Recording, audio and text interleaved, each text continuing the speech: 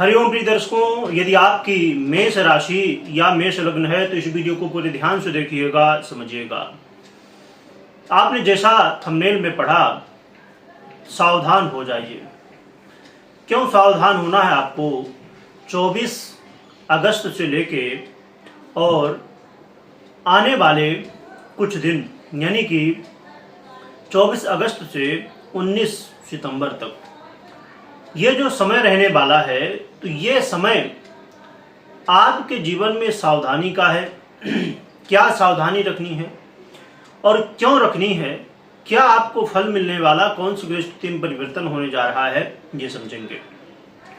इसे बड़े ध्यान से समझिएगा, एक एक बातों को, क्योंकि जब तक हम इसे ध्यान से नहीं समझेंगे तो बाद में कुछ न कुछ ऐसा रह जाएगा जिससे हमारा नुकसान हो सकता है। सबसे पहले ही मैं बता दूं कि इसमें डरने की आवश्यकता नहीं है, सावधान होने की आवश्यकता है। ज्योतिष का मात्र यही काम है, दिखाना। ज्योतिष वेदों का नेत्र है और ज्योतिष दिखाता है कि आगे क्या होने वाला है, तो उसे हम जान के और सावधानी बरत सकते हैं। प्रिय दर्शकों, हम बात कर रहे हैं शुक्र की। शुक्र का परिवर्तन 24 अगस्त को होने जा रहा है कन्या राशि में, और 24 अगस्त से लेके 19 सितंबर तक यहाँ पर रहेंगे। 19 सितंबर को राशि परिवर्तन करेंगे और अपनी राशि में चले जाएंगे। तो ये लगभग 20 से 25 दिन का समय जो ये है, तो ये समय बहुत जरूरी है सावधानी का, क्योंकि एक तो शुक्र नीच के हो जाएंगे, पहली बात। दूसरी बात, यहाँ पर आप जानते हैं कि इस समय शनिदेव भी वक्री अवस्था में है, और शुक्र क्या रहेंगे? शुक्र कन्या राशि में गोचर करेंगे, और किसके साथ करेंगे? केतु के साथ। तो एक तो नीच के, फिर ऊपर से केतु के साथ युति, जिससे लंपट योग का निर्माण हो जाएगा। और शुक्र के ऊपर राहु की भी दृष्टि है, और शुक्र के ऊपर मंगल की भी दृष्टि है, और मंगल की दृष्टि होगी 26 अगस्त से, क्योंकि 26 को मंगल का भी परिवर्तन होने जा रहा है। क्षमा करिएगा। तो इसलिए जैसे ही मंगल का परिवर्तन 26 को होगा, वैसे ही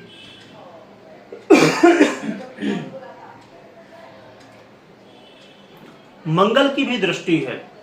तो 26 अगस्त से मंगल की भी दृष्टि शुक्र के ऊपर हो जाएगी। और साथ में यहाँ पर अच्छी बात एक जरूर है, इसमें प्लस पॉइंट जरूर है कि यहाँ पर देवगुरु बृहस्पति की दृष्टि भी है। ये जो देवगुरु बृहस्पति की दृष्टि है, अपने आप में ये बहुत कहना चाहिए कि ये जो समस्या है, इसमें एक समाधान है। उसे हम समझेंगे कैसे आगे हम इसका उपयोग कर सकते हैं। तो आइए, आपने समझ लिया कि ये ग्रह स्थितियां हैं, क्योंकि शुक्र नीच के हो जाएंगे, शनि भी वक्री हैं, मंगल की भी दृष्टि है, राहु की भी दृष्टि है, तो और केतु के साथ युति है, तो लंपट योग बन रहा है। इस समय प्रिय दर्शकों, आपको बहुत जरूरी है कि आप अपने घर परिवार में माहौल बेहतर बनाने की कोशिश करिए, क्योंकि इस समय घर परिवार में कलह का माहौल बनने वाला है, घर परिवार में वाद विवाद की स्थिति बनने वाली है। और साथ में आपके वाणी से आप पहले, एक तो ये होगा कि आप समझ नहीं पाएंगे कि क्या जो है तो आपको कहना चाहिए क्या नहीं, और उसी भ्रम के चक्कर में आप कुछ किसी को कह बैठेंगे, उससे कई तरह के नुकसान आपके हो सकते हैं। और वाणी ही एक ऐसी हमारे पास पावर है कि हम उससे किसी को मित्र बना सकते हैं या किसी को शत्रु बना सकते हैं। इसलिए इस समय वाणी का सबसे ज्यादा जरूरी है संयम बरतना।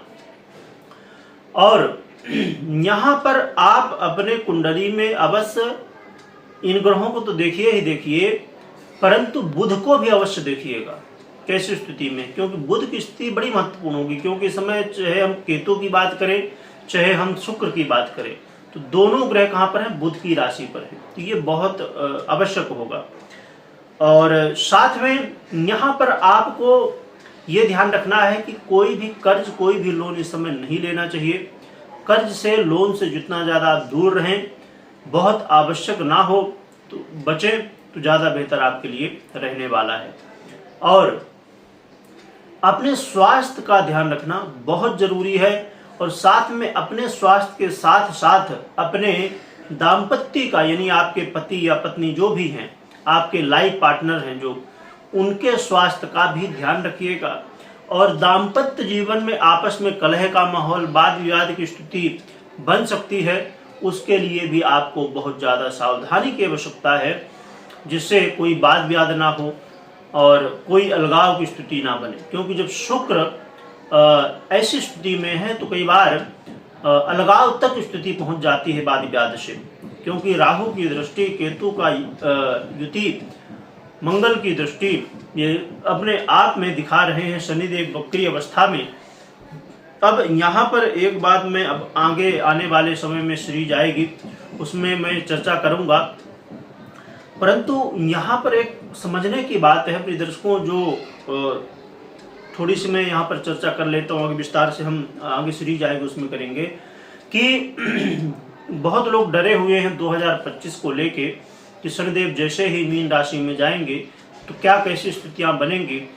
तो अब देखिए यहाँ पर अब कुछ लोग इस चीज को नॉर्मल लेंगे, पर समझने की बात है।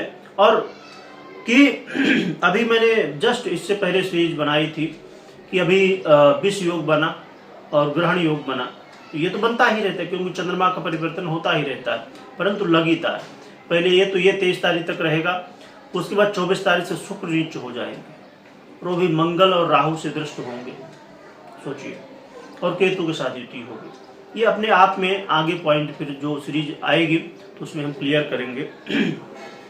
तो यहाँ पर दाम्पत्य जीवन का ध्यान रखना बहुत आवश्यक होगा। साथ में यदि आप व्यापारी हैं और खासकर शुक्र से संबंधित व्यापार करते हैं तब तो बहुत जरूरी। अब शुक्र से संबंधित बहुत सारे व्यापार हैं, प्रमुख रूप से जैसे जो ज़्यादातर देखे जाते हैं, फिल्म इंडस्ट्री हो गई, या संगीत के क्षेत्र में, कला के क्षेत्र में हैं यदि आप, या आप ब्यूटी इंडस्ट्री में हैं, है ना, तो ऐसे बहुत सारे क्षेत्र हैं जो, और सफ़ेद वस्तुओं का व्यापार, चाहे कपड़े हों, चाहे जैसे चावल का कोई व्यापारी है, या ऐसी डेयरी उद्योग है, बहुत सारे ऐसे व्यापार आते हैं जो शुक्र के अंडर में आते हैं। तो इनसे संबंधित या किसी भी तरह का व्यापार है तो व्यापार में जरूर कुछ न कुछ उतार चढ़ाव हो सकता है, और खासकर शुक्र से संबंधित व्यापार में और भी समस्याएं देखने को मिल सकती हैं। और ये बात मैंने पहले ही बता दी आपको कि वाद विवाद से बिल्कुल भी दूर रहना है, किसी से वाद विवाद नहीं करना है, क्योंकि वाणी में संयम रखेंगे तो वाद विवाद भी नहीं होगा, किसी से लड़ाई झगड़ा भी नहीं होगा। तो रोग ऋण शत्रु से आपको बच के रहना है, अपने वाणी में संयम बरतना है। और कोर्ट कचहरी के मामले यदि हैं तो यहाँ पर भी सावधानी रखनी है, और खासकर शुक्र से संबंधित कोर्ट कचहरी के मामले यदि हैं वहाँ पर समस्याएं ज़्यादा बढ़ने को देखने को मिल सकती हैं, बढ़ सकती हैं। और क्योंकि इस समय राहु भी बैठे ही हैं और देखा जाए तो ये कोर्ट कचहरी के मामले भाव में ही बैठे हैं, तो इसलिए और प्रबल संभावनाएं बढ़ जाती हैं कि इस समय ये स्थितियाँ बने। तो और यहाँ पर एक चीज़ और भी, जब शुक्र नीच अवस्था में होते हैं या पीड़ित होते हैं तो यहाँ पर जरूरी हो जाता है हर एक व्यक्ति के लिए विपरीत का पूर्ण सम्मान करना, क्योंकि कई बार इस समय लोग ब्रह्मचर्य का पालन नहीं करते, अपने मन को अच्छी स्थिति में नहीं रखते हैं और विपरीत का सम्मान नहीं करते हैं, आकर्षण हो जाता है, जिसकी वजह से कई बार इसमें बहुत समस्याएं बन जाती हैं। यहाँ तक कि लोगों को जेल तक की स्थिति इसी स्थिति में बनती है जब लोग इस समय जब शुक्र नीच अवस्था में, कमजोर अवस्था में हो और ऐसी दृष्टि हो। मंगल की दृष्टि अपने आप में उत्तेजना का कारक है, शुक्र भी वासना का कारक है, राहु और केतु भ्रम के कारक हैं, है ना, अचानक स्थितियों के कारक हैं। तो ऐसी स्थितियां जब बनती हैं तो कई बार लोग आकर्षण में आ जाते हैं और ऐसी गलतियां कर बैठते हैं। इसलिए इस समय विपरीत का पूर्ण सम्मान और साथ में अपने मन को पवित्र रखना, भगवान की सेवा में लगा के रखना, ये बहुत जरूरी होगा। तो प्रिय दर्शकों, ये स्थितियां हैं, परंतु हमने जैसे पहले देखा था कि यहाँ पर देवगुरु बृहस्पति की भी दृष्टि है, और ये अपने आप में बहुत बड़ी बात है कि देवगुरु बृहस्पति की दृष्टि होना।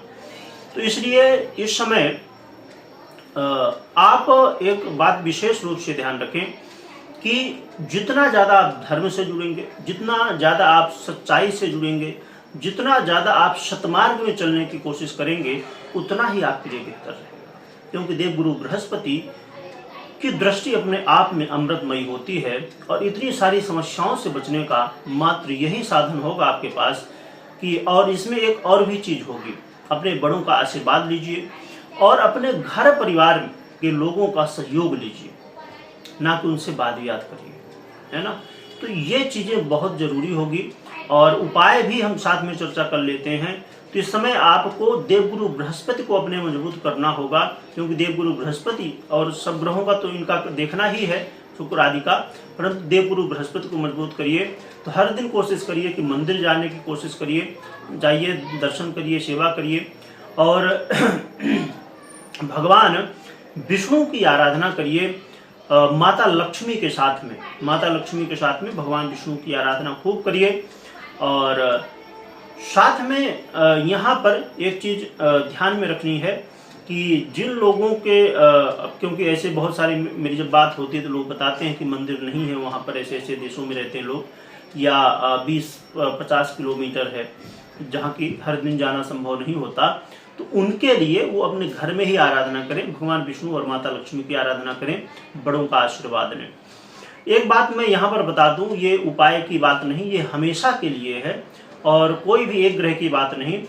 जीवन में बड़ों का आशीर्वाद लेना, भगवान की सेवा करना, सतमार्ग में चलना, ये एक ऐसा उपाय है प्रिय दर्शकों कि कितने भी ग्रह खराब क्यों ना हो, और कर्म करते रहना। कर्म कभी भी छोड़िए मत, कभी भी हार मत मानिए, क्योंकि हार मानेंगे तो जीवन में 9 के 9 ग्रह आपके उच्च के हों, बहुत अच्छी स्थिति में हों, उसके बाद भी वो फल नहीं दे पाएंगे पूरी तरह से।